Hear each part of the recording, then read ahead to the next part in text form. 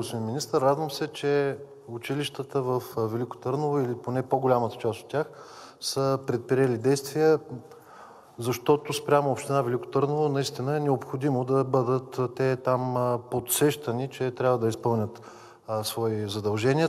Това от една страна, и ако позволите, ще изляза от частното, имам предвид частния пример с община Велико Търново, за да преминем към нещо по-общо и това, което и предстои.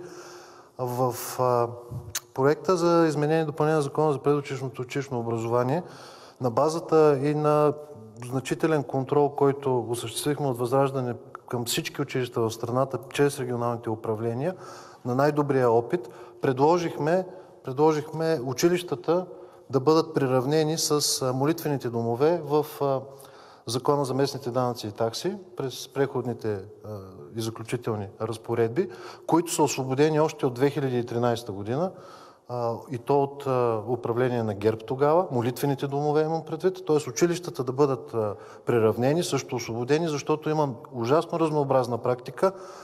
В една община южнобългарска е точно така, приравнени са, а в друга, господин министър, пак южнобългарска, кмета ми беше отговорил следното. Да, не сме предали управлението на училищата на собствеността, което означава, не сме ги направили данъчно задължени лица, но да, облагаме ги редовно с такса битови отпадъци. Той даже и не съзнаваше какво прави. И за да избегнем тези разнообразни практики, наистина училищата са до някъде сходни с молитвените домове.